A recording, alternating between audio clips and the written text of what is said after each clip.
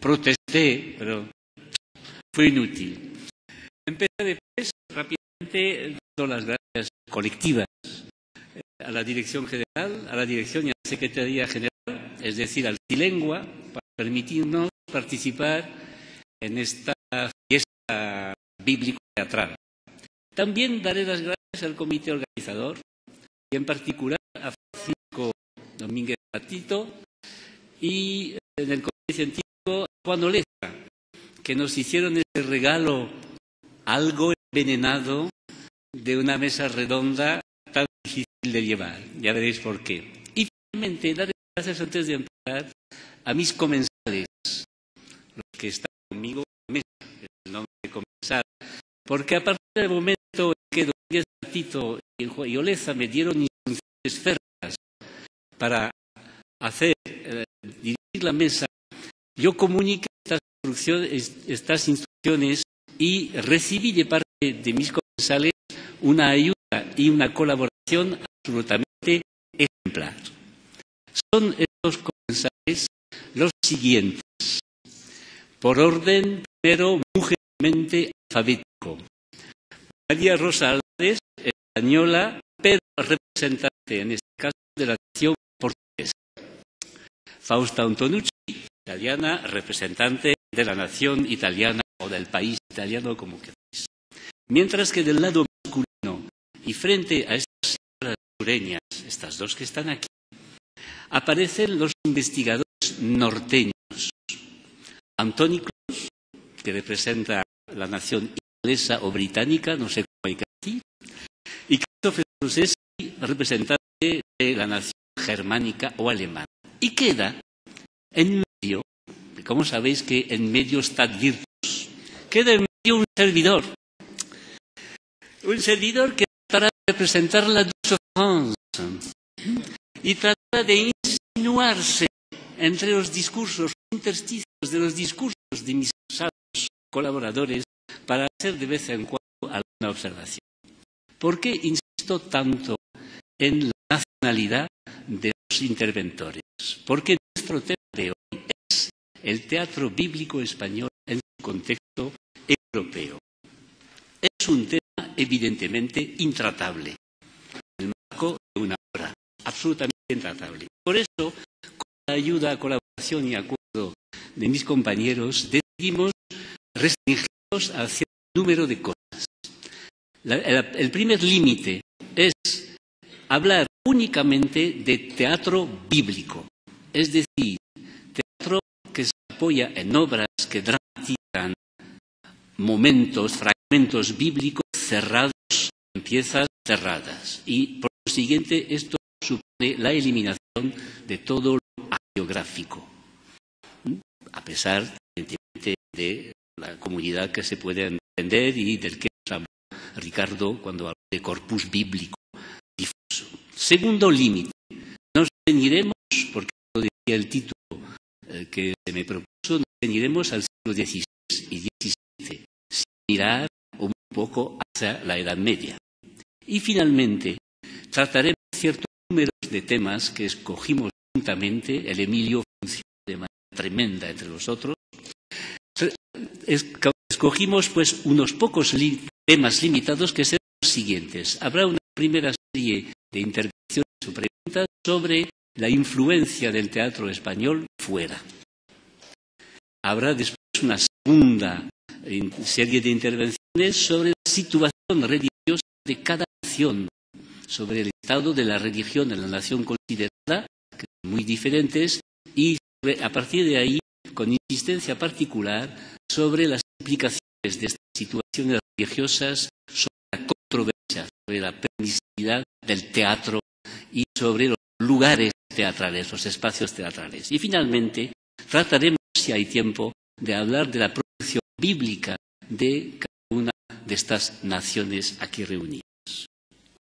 Pues bien, empecemos por el primer aspecto, el conocimiento del teatro español que podían tener los europeos de la época, y empezaremos por los países más lejanos de España. Bien Antonio o bien Christophe, puedes empezar mejor sobre este capítulo y después pasaremos a las mujeres. conocimiento del teatro español, sí. Bueno, conste de entrada que en los siglos XVI y XVII el interés por los ingleses, de los ingleses por la literatura española en general, subió a un nivel que nunca ha alcanzado después.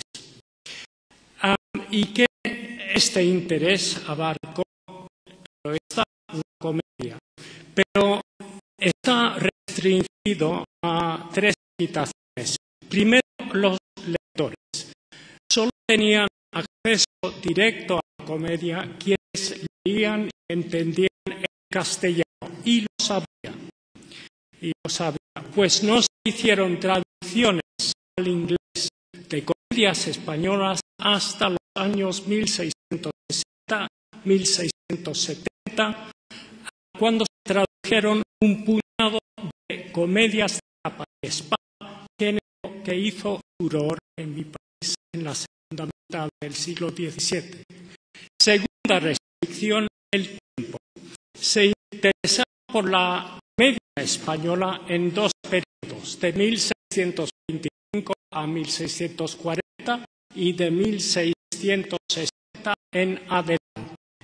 Y la tercera restricción, la temática, porque solo se interesaban por los asuntos heroicos o amorosos, y muy en especial por las comedias de capa y espada en la segunda mitad del siglo XVII, y de estas categorías queda excluido el interés por el teatro público y también por el religioso en general. ¿Por qué?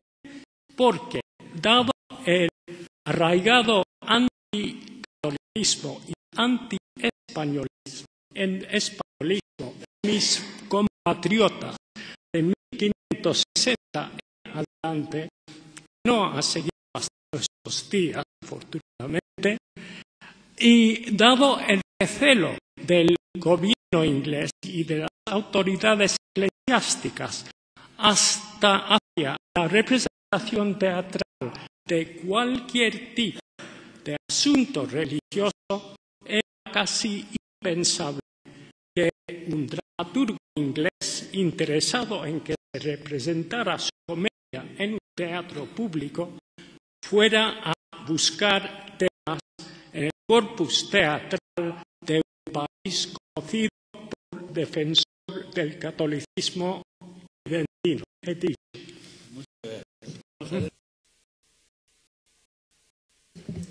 No, es distinta. Al contrario de que en Inglaterra o España el teatro alemán no tuvo su apogeo en el siglo XVI y XVII. Coexisten géneros como el teatro de aficionados, donde menciona el misterio de la pasión de Oberagau, en el que los habitantes de dicho pueblo representaban periódicamente los sufrimientos de Cristo, y por otro lado el teatro ambulante profesional, el teatro escolar protestante, el drama jesuita católico, el teatro para la corte y la ópera. En cuanto a la historia, hay que subrayar la relación dinástica entre los miembros españoles y austríacos de la familia Habsburgo, y esto tuvo como consecuencia que el emperador Leopoldo hiciera representar numerosas comedias de Calderón en Viena, de vez en cuando antes del estreno en España. También hubo una clara influencia española en los Países Bajos, es decir, en las provincias españolas con capital en Amberes, y en la región protestante del norte, en los alrededores de Amsterdam y Leiden. Para el momento futuro.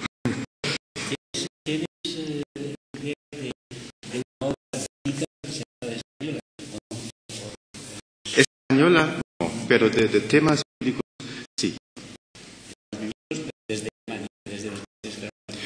Naturalmente lo que pasa en Viena es muy español, porque la influencia es directa.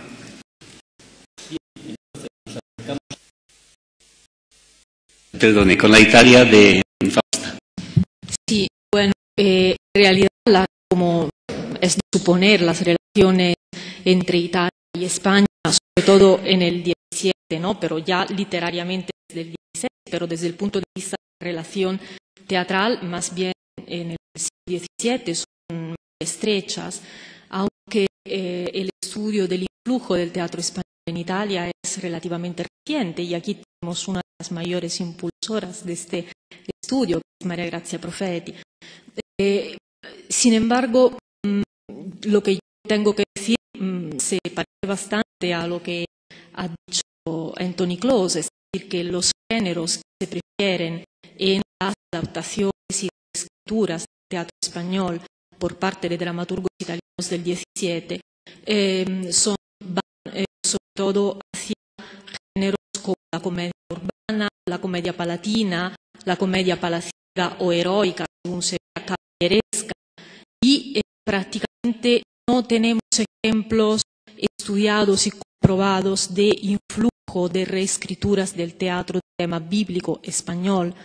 La única posibilidad podría ser una obra de Cicognini, que se titula El figlio di bello, que tradicionalmente la crítica erudita de principios del siglo XX venía considerando una imitación de los caballeros de Absalón de Calderón, pero que sin embargo estudios recientes de Carmen Marchante lo han desechado, viendo que más bien se parece a una tragedia anónima de finales del siglo XVI, que también podría ser quizá una fuente más probable. Por lo tanto, quizá pueda haber influjos del teatro español, pocos, pero más bien en el sector geográfico. Sí, hay teatro bíblico, de eso hablaremos después, teatro de tema bíblico italiano, pero sin influjo evidente de parte del teatro español. Gracias, Augusta. Nos queda pues el último país, pero tengo que hacer una precisión antes. Ninguno de nosotros somos especialistas de nuestros teatros nacionales, que conste, eso para tener la indulgencia del público, salvo esta señora, que es especialista de teatro portugués, o por de literatura portuguesa, y a quien doy la palabra enseguida. Bueno, muchas gracias. Bueno, pues de lo que dice Mar, de que soy especialista en teatro portugués, quería señalar también algo que ha dicho la presentación, y es que es la única persona de la mesa que efectivamente es de la nacionalidad del teatro que representa. Entonces, es el ejemplo viviente de lo que fue la relación entre teatro español y teatro portugués en el siglo XVI y en el siglo XVII. Lo que los portugueses llaman mistura, o también dicen o convive en el universo, entre los dos países.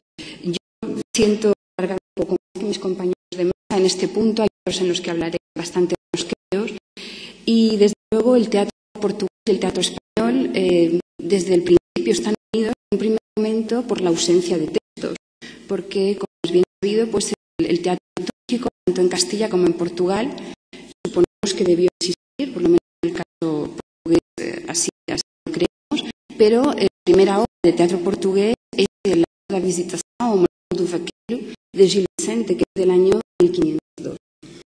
Entonces, supuestamente no supone la ausencia de espectáculos, porque vamos a tener testimonios que hablan indirectamente de prohibiciones de determinados juegos, determinados espectáculos que se realizaban coincidiendo con los tiempos litúrgicos y con la procesión del Corpus Christi. La primera manifestación en Portugal es un tropo natalicio, el Antifoco en Vidistis, que he encontrado en un breviario del monasterio de Santa Cruz de Coimbra en el siglo XIV. Pero, como decía Mar, no nos vamos a detener en cuestiones medievales, solo quería iniciar esta relación entre los dos teatros, precisamente por la ausencia de teatro. Cuando llegamos al siglo XVI, pues, podemos distinguir en Portugal, como en España, entre el teatro de colegio y el teatro, pues, en Portugal sea el teatro de Gil Vicente, el teatro de los santos de Gil Vicente fundamentalmente. Entonces, en el teatro de colegio en Portugal sucede lo mismo que en España, y es que la Compañía de Jesús pues va a hacer muy presente en los colegios portugueses de Lisboa, Évora, Braga, Coimbra, y se va a representar un teatro en latín de carácter pedagógico que acompaña fiestas conmemorativas, visitas, acontecimientos escolares, entrega de premios, de diplomas. Pero realmente, si hablamos del siglo XVI, hay que hablar de Gil Vicente, y hablar de Gil Vicente relacionarlo con autores de los que ya se ha hablado solamente en este congreso. Yo pido disculpas por repetir una cosa, voy a intentar no hacerlo demasiado, y es su relación clara, evidente, con Juan de Encina, Lucas Fernández, Torres Narro. Se trata de autores que tienen un pasado cultural común, con cortes relacionadas. No olvidemos que los reyes portugueses, excepto Pedro I, que se casó con una princesa inglesa, doña Felipa de Lencastre, pues se casaron todos con princesas castellanas, leonesas, aragonesas, navarras, y en concreto don Manuel, que es el rey que afecta a Gil Vicente, se va a casar con dos hijas de los reyes católicos, doña Isabel y doña María, y su hijo Eduardo III con una hermana de Carlos I. La primera relación que podemos observar a simple vista, si comparamos o contrastamos, simplemente vemos las obras de Gil Vicente y las de los autores castellanos, es lo temprano que se introduce en el teatro ibérico la crítica a las costumbres cristianas del cristianismo oficial. Porque tanto en Encina como en Lucas Fernández como en Gil Vicente, como decimos, pues hay una crítica, como digo, muy clara hacia esos representantes de la Iglesia que, en opinión de Gil Vicente, pues no acomodan su vida a lo que están representando. Y además hay un procedimiento que van a utilizar tanto los autores castellanos como Gil Vicente, y es el hecho de que la materia bíblica va a ser narrada, en los primeros autos de Gil Vicente, un personaje más instruido que entonces enseña a los demás la trascendencia del mensaje bíblico. Puede ser un ermitaño, un fraile o un pastor, porque, como saben, el pastor es uno de los personajes fundamentales en la dramaturgia de Gil Vicente. Entonces, por ejemplo, en concreto, en el auto pastoril castellano es Gil Terón el único que se da cuenta de la anunciación, de que el ángel anuncia el nacimiento del niño Jesús, y entonces instruye a sus compañeros, les enseña, les muestra el camino, y al final todos acaban adorando al Redentor, ¿no?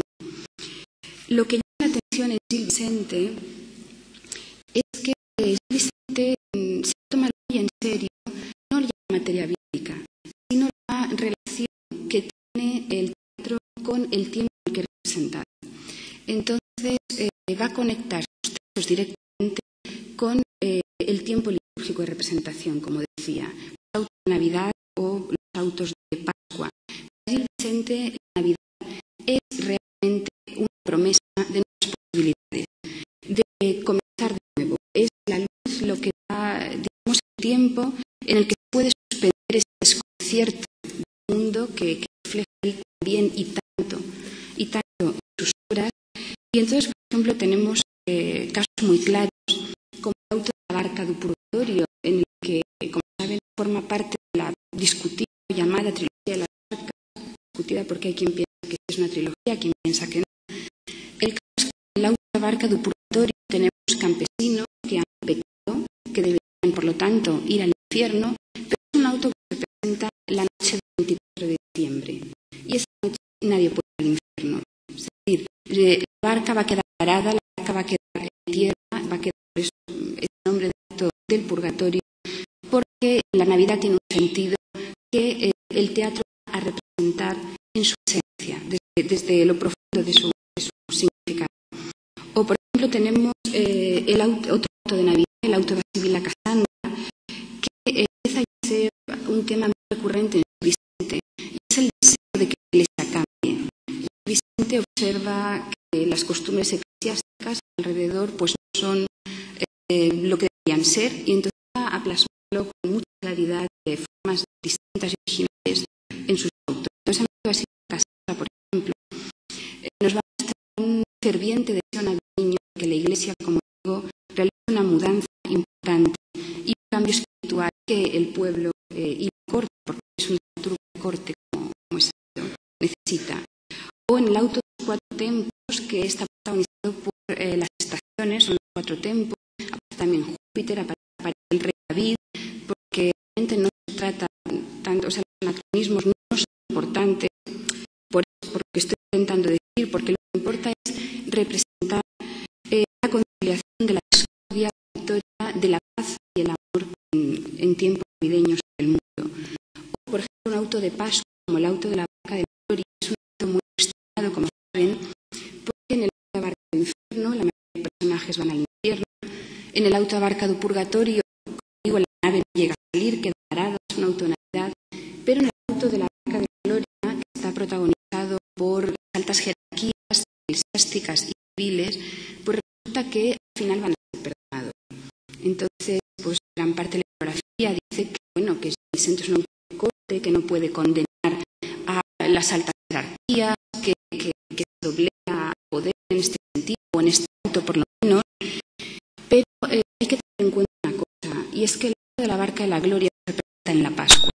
La Pascua es el tiempo de la misericordia, de la redención, de la resurrección. Y al final del acto los personajes se arrepienten, pero los ángeles dicen que ellos no pueden salvarlos. Y entonces hace falta que intervenga Cristo y que es el que realmente va a otorgarles ese perdón, porque si la misericordia divina no funciona ante la Pascua, estaríamos negando ese tiempo litúrgico. Bueno, hay muchos temas, ya me cuento. No, luego, cuando en el tema de la iglesia no hablo casi. De verdad, sí. Bueno, simplemente mencionar temas bíblicos pertenecientes a la tradición, el tema de la nieva, aparece en las obras de Vicente, en la autohistoria de Deus, la parábola del buen samaritano, el auto de alma, que son los autos más representativos de tema bíblico. Por eso, hablar de Gil Vicente y los autores españoles, pues habla de parentesco, de filiación común, de influencia directa, más bien parece que hay una especie de patrimonio común que cada autor va a recrear a su manera, y Gil Vicente, como es bien sabido, pues acaba distanciándose de los autores castellanos contemporáneos y eligiendo sus propias formas de representar no la historia bíblica, sino los otros temas que aparecen en su teatro.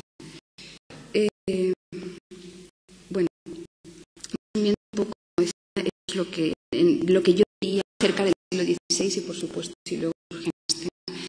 Y para terminar con el siglo XVII, aquí sí que estoy breve porque no hay mucho que decir, afortunadamente, ¿no? Como sabes, es el periodo de la monarquía medieval, la época en que están unidas las dos coronas, la española y la portuguesa, somos las Españas, y esto es entre 1580 y 1640, y que ya es una convivencia bilingüe históricamente aceptada, pues se va a convertir en un refuerzo mucho mayor en las relaciones culturales. Entonces, la conclusión es que pues, no hay teatro portugués en el siglo XVII, hay apenas un par de obras que nombraré más adelante, porque los patios de comedias representan obras españolas, compañías españolas, los portugueses son bilingües, y no solo Petirso o Calderón van a ser autores de aceptación popular, sino también Rojas, Moretos, Solís, Montalbán y Aviciosa. Es decir, que tenemos una unidad cultural en el siglo XVII en este sentido. Gracias. Bien, son naciones hermanas, las mismas primas. No francés únicamente porque yo creo que no hay excepción, no hay reglas ni excepción. En nuestro caso, la excepción es Portugal. Está clarísimo. Hay una fusión, en cierto modo, entre los países. Los demás países no leen, no reciben teatro bíblico español de manera cuantitativamente importante. Y lo mismo pasa en Francia. En Francia, 3 palabras. La moda española, la hora española, 1730-1760.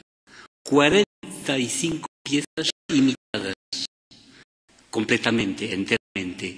20 imitaciones parciales. Tragedias, comedias cómicas, tragicomedias. Obra bíblica, ninguna. Acabo con Francia, nada más. Y entonces,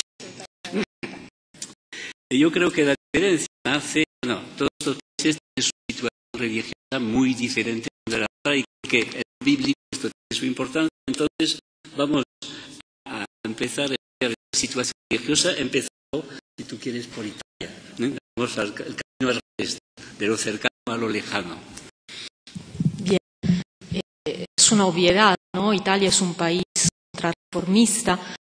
Es muy interesante observar cómo la situación, digamos, la actitud de la Iglesia a raíz del Concilio de Trento se une a por ejemplo, la tendencia que es, por un lado, la tendencia de los humanistas, por otro, la tendencia de las cortes señoriales a reducir el teatro a espacios controlados, cerrados, como son las academias, o bien, más tarde, colegios, oratorios, seminarios. Son tendencias que confluyen.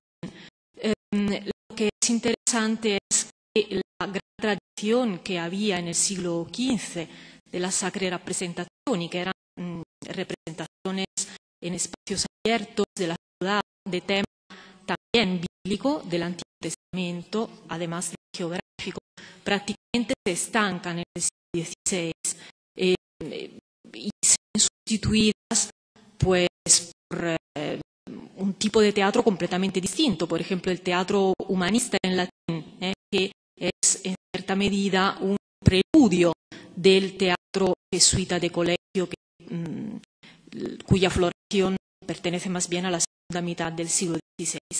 Lo que me interesa más resaltar aquí es la condena del teatro que los primeros contrarreformistas emitieron, una condena muy dura, un recelo que, sin embargo, revierte específicamente sobre el tratamiento de los temas bíblicos, porque, por ejemplo, lo que me ha llamado mucho la atención, la actitud de Carlo Borromeo en Milán, que prohíbe terminantemente que en las piezas teatrales se traten temas de la Sagrada Escritura, y esto se refleja en unas ordenanzas del gobernador de Milán de 1572-73. Efectivamente, esto coincide con una fase en la que incluso en Italia el teatro de tema bíblico prácticamente no aparece en piezas.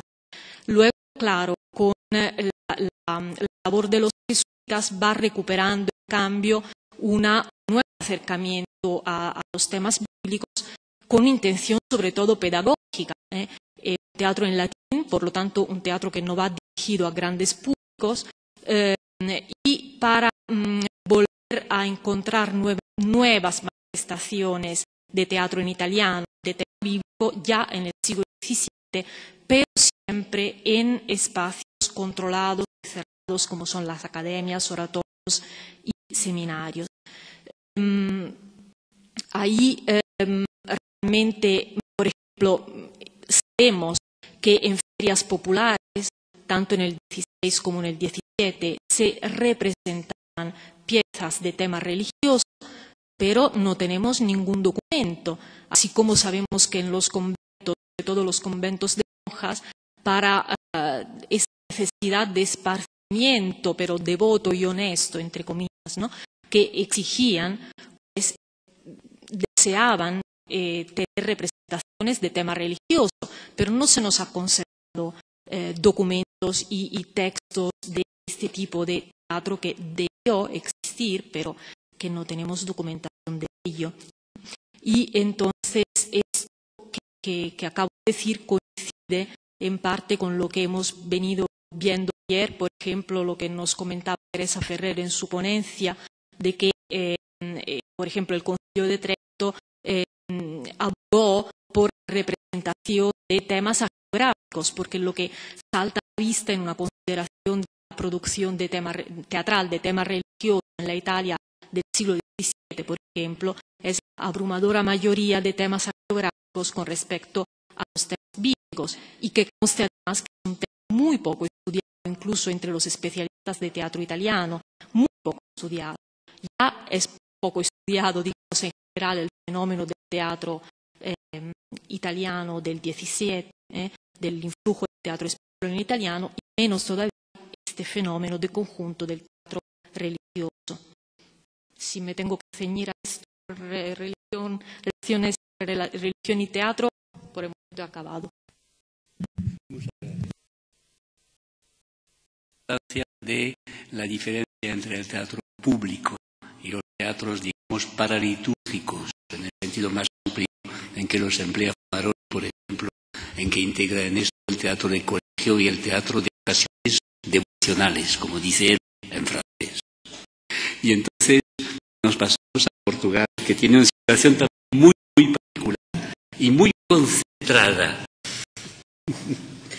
Bueno, voy a intentar ser más breve, que me mira con recelo el moderador. Bueno, pues en Portugal, en el siglo XIX, voy a la Edad Media, también voy a preparar, pero voy a dejar. En el siglo XVI, en el teatro de colegio, lo que vamos a tener es que el teatro forma parte de los currícula pedagógicos, entonces los estudiantes obligatoriamente tenían que representar una hora al año, que era sufragada por la universidad, y de esta forma se aseguraba la separación entre el teatro de colegio y el teatro de la calle, y porque los temas agiográficos y los temas bíblicos y religiosos, que son muy comunes en este teatro de colegio, pues también se presentaban durante el corpus, en los juegos, representaciones que hacían con la procesión, y sobre lo que los documentos eclesiásticos iban alertando sobre la necesidad de controlar y prohibir estos juegos. Por eso el teatro de colegio se aseguraba el controlar la cuestión bíblica. En cuanto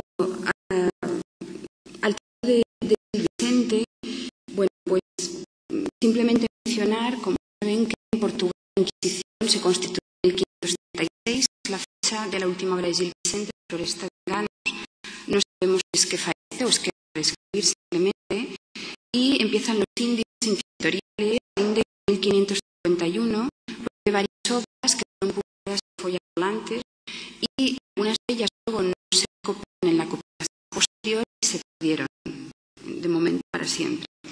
En 1562 se hace una edición de las dos comedias de Vicente, la compilación, una edición llevada a cabo por dos de los hijos del segundo matrimonio, Luis y Paula, una edición elitista de lujo patrocinada por el rey.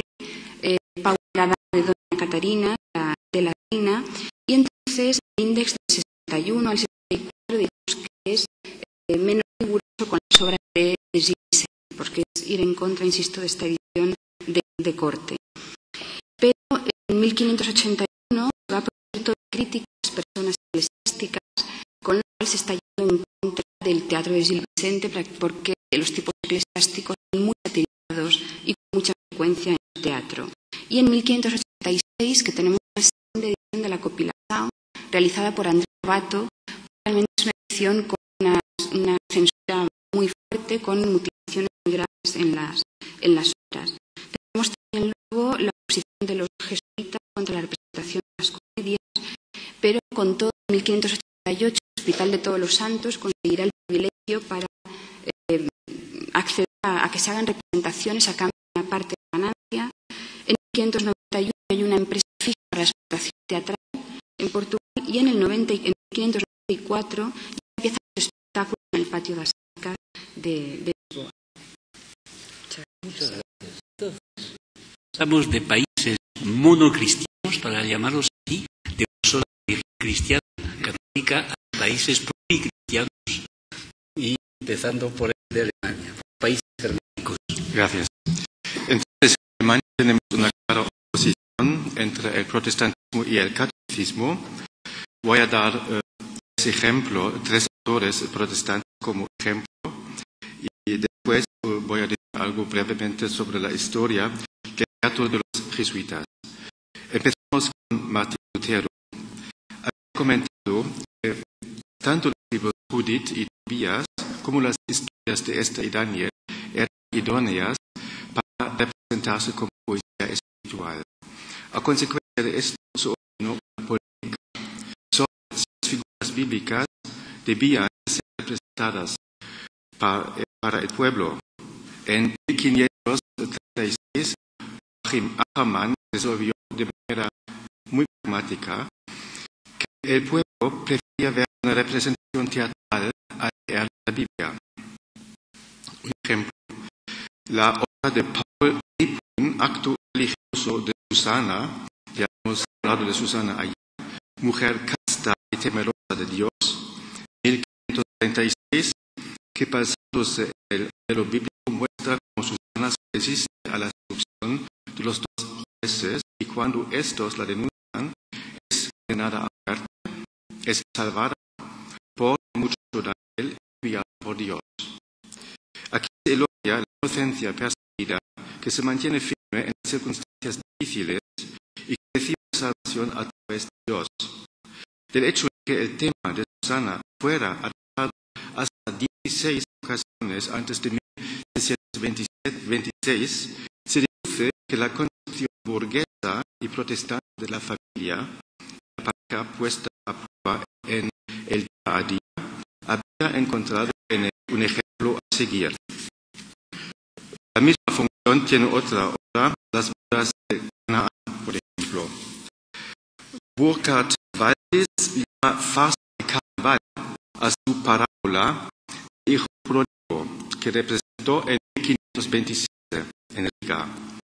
En la Biblia aparece el hijo trabajador y responsable en segundo plano. En la obra en cuestión, sin embargo, el hermano mayor no es presentado como hijo amante, sino como alguien calculador, al que le faltan la sumisión humilde y cristiana entrega a Dios. Como desde el punto de vista luterano, Dios le muestra su misericordia al pecador arrepentido más allá de la razón y de la previsibilidad humana y más allá del sentido de la justicia racional. La obra muestra a la vez un contraste entre la doctrina de gracia católica y protestante. Nicolás Manuel, otro autor, se une a la tradición de las farsas de carnaval con sus obras de contradicción entre el Papa y Cristo y sobre el Papa y su sacerdocio de 1523, en los que presenta al Papa y su sacerdote como poco cristiano. En la primera obra, mientras por un lado al sonar las trompetas aparece el Papa subido a un corcel con su ostentoso séquito, se cruza con Cristo con una corona de espinas y montado en un burro, acompañado por ciegos y cojos. La segunda obra muestra a altos dignatarios espirituales ante un convite funeral y en el primer plano, sobre un elevado estrado, encuentra el Papa, al que los apóstoles Pedro y Pablo, en representación del pueblo oprimido, critican llamándole anticristo y explotador. El teatro de la Reforma sigue esta dirección, promulgando la enseñanza del Evangelio más depurada y diferenciándose combativamente de Roma. Por otro lado, tengo dos puntos más. Por otra parte, están al servicio de la Reforma las representaciones públicas del teatro de jesuitas en latín, que tenían lugar con la convocación de fiestas y al final del curso escolar, y cuyos temas eran la verdad de la fe, la refutación a los herejes y la conversación de los renegados. Al ser presentadas las obras en latín, existían también pequeños programas con los contenidos de la obra alemana. Los jesuitas tempranos se presentaron en Alemania entre 1550 y 1560, el último en 1773, el año en que la Compañía de Jesús fue disuelta por el edicto papal. Jakob Gretzer es el autor más conocido en la primera fase del teatro jesuita hasta 1600. A partir de este momento comenzó la segunda fase con Jakob Wiedemann. En la Viena de Leopoldo, el drama jesuita se acercó a la suntuosidad de la ópera a través de Nicolaus von Avancini y su sucesor Johann Baptist Adolf. No voy a decir mucho más del teatro de los jesuitas porque ya lo tenemos ayer. Voy a dar unos ejemplos después. Y nos queda el último representante, el de Albion, representante que nos va a hablar del teatro de situación religiosa inglesa. Aunque incapacitado para hacerlo, voy a daros algunas elementales lecciones de historia. Hubo reforma protestante en mi país siglo XVI. Y esta reforma tuvo un efecto profundo y muy perjudicial sobre el teatro religioso. A partir de los años 1590, al amanecer la época de Shakespeare, la época más gloriosa del teatro inglés, ese teatro fue en un 99% un teatro secular. ¿Cómo llegamos a este extremo? Pues en 1534, Enrique VIII, el infame Enrique VIII, rompió con la autoridad de Roma y esta decisión política dio pie a una radical reforma religiosa inspirada por ideología luterana y erasmista. Entre otros efectos que tuvo esta reforma estuvo la supresión o destrucción material de toda la parafernalia del tradicional culto a los santos. Y la repercusión sobre el teatro hagiográfico, y no temas, señor presidente, solo voy a hablar del teatro hagiográfico en la medida en que es un teatro bíblico. Lo agradezco infinitamente. Estos efectos no se hacían esperar. A la basura, a toda la innumerable tradición de autos medievales que elogiaban a santos post-bíblicos, los venerados por el catolicismo. A la papelera, San Francisco de Asís, Santa Catalina, San Antonio de Padua y tantos otros. Bienvenidos los santos bíblicos, como la Magdalena, como San Juan Bautista, o figuras del Antiguo Testamento que muestran virtudes propias de la santidad, como la reina Esther. Pues estas nuevas comedias bíblicas, no solo hagiográficas, fueron compuestas por autores protestantes por la mayor parte y evitan en lo posible la milagrería y anacronismos asociados por la Reforma a la geografía medieval y se escribe para difundir las nuevas doctrinas. La Reforma no para allí. El protestantismo anglicano se consolida bajo el reinado de Isabel I de Inglaterra y es un protestantismo moderado diseñado para acomodar las diversas sectas en que está dividido el país. A la derecha, una significativa minoría de católicos que siguen practicando su fe en la clandestinidad y a la izquierda, numerosas sectas puritanas que reclaman cada vez más su derecho a la independencia política y a la libertad de conciencia. Y a pesar de esta moderación, la censura bajo el reinado de Isabel se endurece notablemente por dos motivos. El primero, para el gobierno y las autoridades eclesiásticas, la religión y la política eran cosas inseparables, porque para citar las tópicas palabras de las actas del Departamento Gubernamental de la Censura del Teatro, estaban prohibidos matters of divinity and state not to be suffered, asuntos de la divinidad y del Estado que no pueden tolerarse. Fíjense en la conjugación de divinidad y Estado. Y el segundo motivo es el creciente puritanismo de la actitud de las autoridades eclesiásticas hacia el arte religioso en general a partir de 1580, que por lo que al teatro respecta se parece bastante a las denuncias y al acoso que tuvieron que aguantar fundar Lope de Vega y su escuela a partir de 1598, por ahí.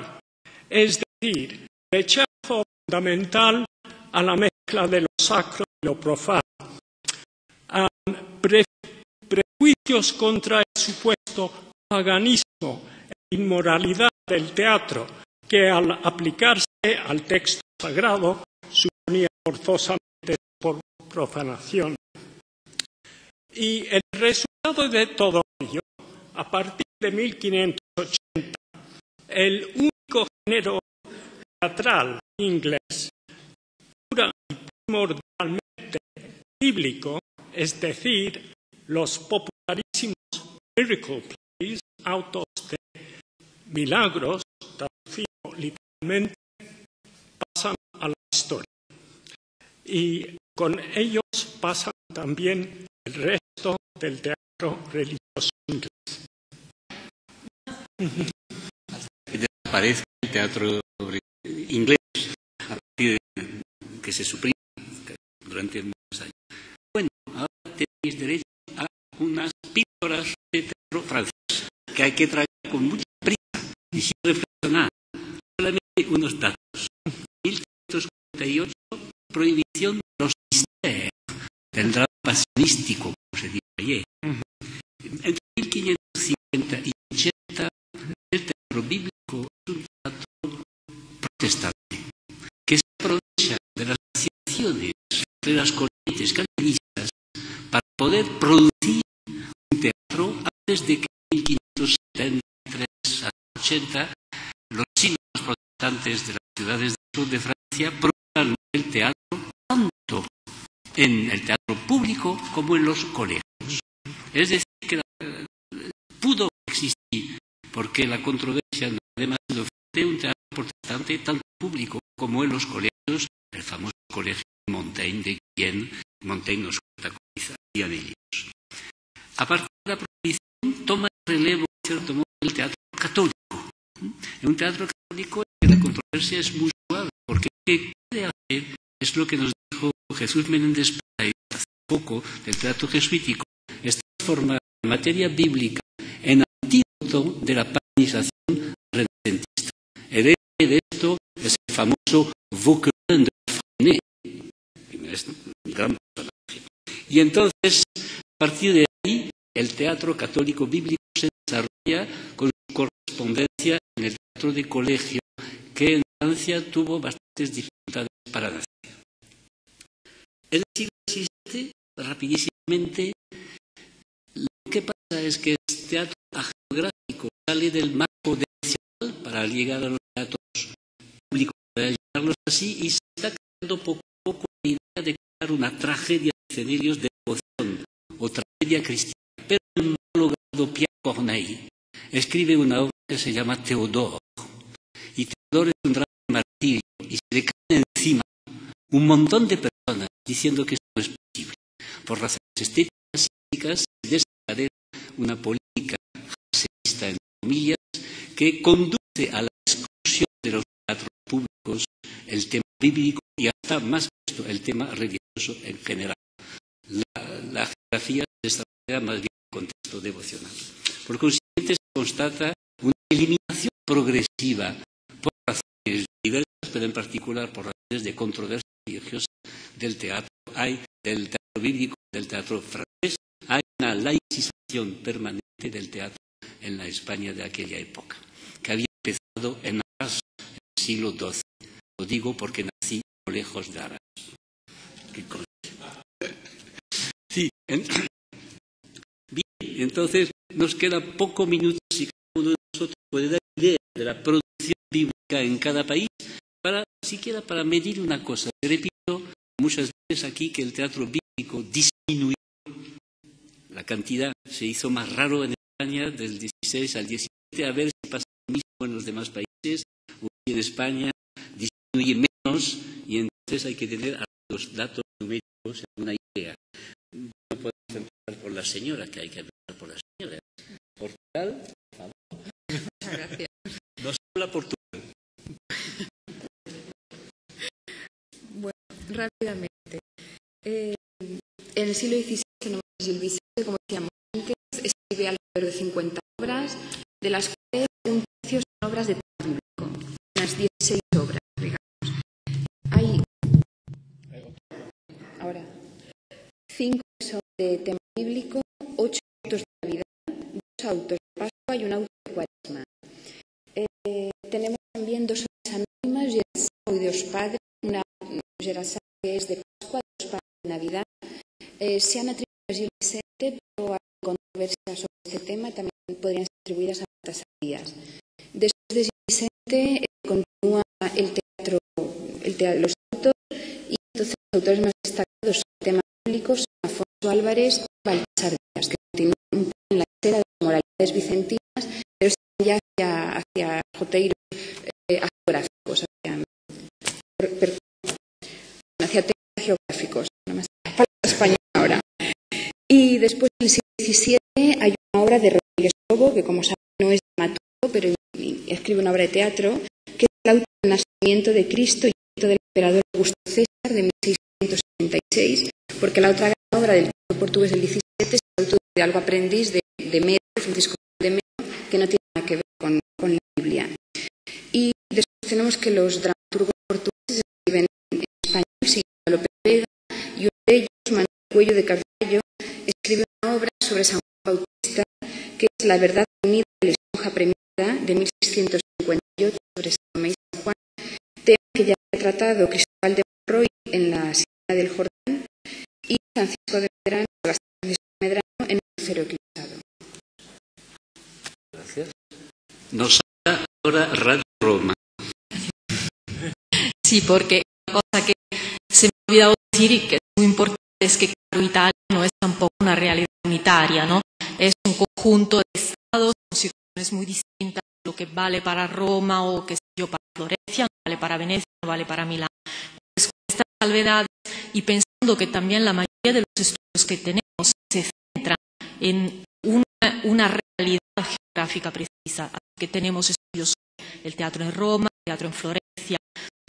Así, yo creo que es oportuno separar la producción en latín, de la que forma parte también el teatro de los jesuitas, de la producción en italiano. Y hablando de la producción en italiano, yo creo que es importante dar un dato. En primer lugar, la cantidad de tragedias, ¿no? El género tragedia en cuanto a la elaboración teatral del tema bíblico es lo que predomina. Las obras de las que tenemos constancia, muchas de ellas sabemos que no llegaron a representarse. Por ejemplo, 2 de las tragedias de tema bíblico más conocidas, más importantes desde el punto de vista literario del siglo XVII, que son la Judith y la Esther de Federico de Valle, se sabe que no llegaron a representarse. O Cicognini tiene una Giuditta, una tragedia, pero que la tenemos manuscrita, no llegó a publicarse. Y otra, una Sacra Presentazione, y ya el título es significativo porque retoma una tradición muy anterior, que es el Adán de Giovan Battista Andreini. Tiene una edición lujosísima con grabados, pero que parece que no se iba a representar, sino que era una forma de parte de ese actor-autor, hijo de la famosa Isabel Andreini, de reivindicar la posibilidad por parte de un profesional del teatro de hablar y de realizar una pieza de tema bíblico, con lo cual eso muestra cómo vivían todavía el prejuicio acerca de la mezcla entre teatro y tema bíblico. Y en cambio, porque claro, los grandes literatos italianos que escribían tragedias en la época pues no se metieron con temas bíblicos, y en cambio sí se metieron en el teatro latín, porque antes ya lo he dicho, el teatro hubo en la primera mitad del XVI humanistas que compusieron tragedias en latín, sobre todo de temas del Nuevo Testamento, centrados en la pasión de Cristo fundamentalmente, y luego toda la tradición del teatro escolar, que ahora no os voy a dar títulos, sino simplemente decir que mientras que las primeras, las que se componen a partir de los años 60 del siglo XVI, son todas de tema bíblico, a partir de cierto momento, y concretamente esto se fragua en el Colegio Romano, ¿no? En Roma, se empieza a mezclar la tragedia de martirio con el tema bíblico y a partir de ahí empieza toda una oleada de tragedias, más bien de tema hagiográfico. Uno de los temas preferidos que es común en este sentido con España es el tema de San Hermenegildo, por ejemplo. Y seguimos así y solo se recupera el tema bíblico en el 17, pero siempre, como decía antes, en contextos muy limitados. Por ejemplo, yo solo sé del contexto romano porque es que tenemos un vaciado, un catálogo de lo publicado en Roma y en el área romana en el siglo XVII y falta tal documentación para otras áreas geográficas. Y en Roma sí sabemos que en el 17 se compusieron tragedias en latín y en italiano de tema bíblico y otra cosa, y con esto termino, el surgimiento en la segunda mitad del 17 de otros dos géneros que son géneros de teatro y música, que son el oratorio musical y el melodrama. El melodrama tiene escasos ejemplos de melodrama bíblico y el oratorio tiene muchísimos más porque surge de una circunstancia, en una circunstancia religiosa y conserva circunstancias religiosas, sobre todo de ciertas prácticas devocionales, como los rituales de las 40 horas, cierta estaticidad, ¿no? Los actores están ahí, cantan, pero no se mueven realmente en el escenario. Es más bien un tipo de representación estática de tema bíblico, pero sin mucha acción, lo cual contrasta con fuerza con lo que en cambio hemos visto que sucede en el teatro español. Gracias. Gracias, Fausta. Nos llaman urgentemente de Münster. Bien, voy a dar unos ejemplos de los antagonismos entre el protestantismo y el catolicismo en ciertas regiones y en ciertas ciudades. Por ejemplo, durante el siglo XVII, Silesia se convirtió en el centro de la literatura barroca, pues la región era de confesión y mentalidad protestante. Sin embargo, pronto cayó bajo el poder de los Habsburgo, que trataron de convertirla al catolicismo a través de su política cultural y religiosa. Sin embargo, precisamente fueron los intentos de represión de la cultura protestante los que llevaron a su florecimiento. En Silesia, en la Silesia de la Contrarreforma y de la Guerra de los 30 años, el protestante Andreas Gryphius escribió al principio literatura en latín. Conocía el teatro jesuita también la obra Leo Armenus. Voy a dejarlo, se trata en el teatro de los jesuitas de una controversia teórica sobre la representación iconográfica de Cristo, la Virgen y de los santos, mientras que en la pieza de Gryphius se trata del asesinato de un príncipe, incluso tirano, y se critica, pues, según el punto de vista luterano, es un crimen contra Dios y la naturaleza. Otro drama de Gryphius, Cardenen y Linda, se trata de la imitatio Christi en la perspectiva de la devoción moderna.